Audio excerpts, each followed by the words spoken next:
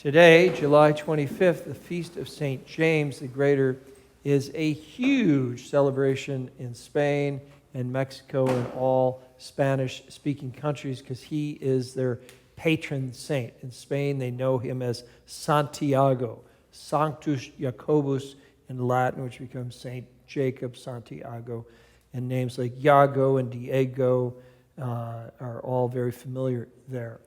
And often he's depicted on a horse with a spear, slaying a dragon, similar to St. George.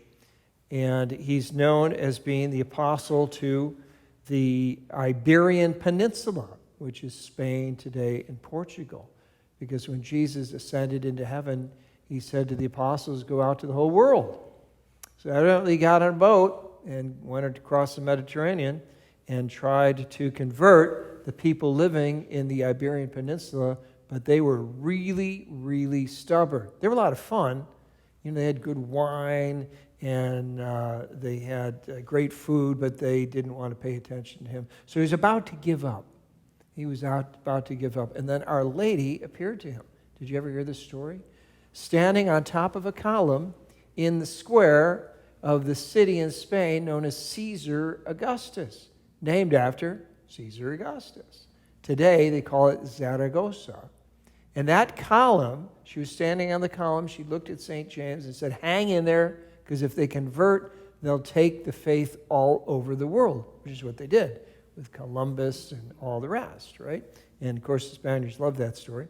And that column is still in a church in Zaragoza, and there's an image of Our Lady, and you can kiss the column, but it's been kissed so many times that it's indented. It's marble. It's been kissed so many times over those thousands and thousands of years. And it's the oldest apparition of Our Lady. It's the first one recorded in the year 40 A.D. In fact, she was still alive, so it had to be a bilocation. Isn't that fascinating?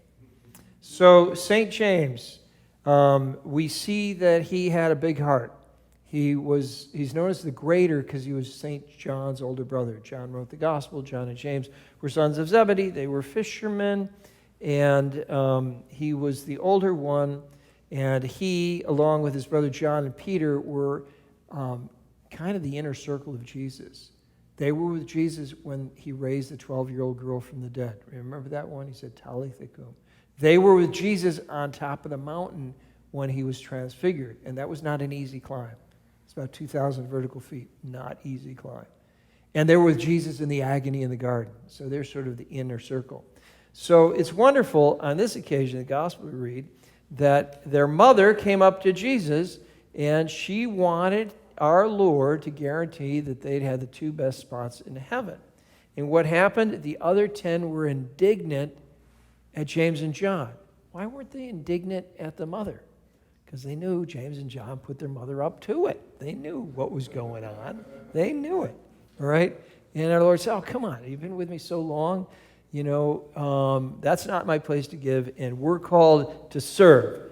Got it? Yeah, got it. Well, then why were you just doing that? All right, many times the Lord have to correct them on that.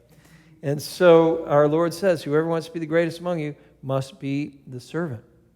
A lot of great things we can say about St. James, but I really like his answer and his brother's answer when Jesus said, you do not know what you're asking. Can you drink the chalice I'm about to drink? There's a sort of metaphorical language. In other words, are you up for anything? And without a moment's hesitation, they say, yes, we can. They didn't know if they could, but they knew they wanted to. If that's what they had to do to be right next to Jesus, they were willing to sell the field so that they could get that gold that was buried there. They were willing to sell everything to get that precious pearl. And I love the heart that they have. And we saw that last week at the National Eucharistic Congress. So many people who came there who had so much heart for our Lord. And we should pray that God continues to send us courageous apostles like James and John, who love Jesus so much that they're not afraid to die for him.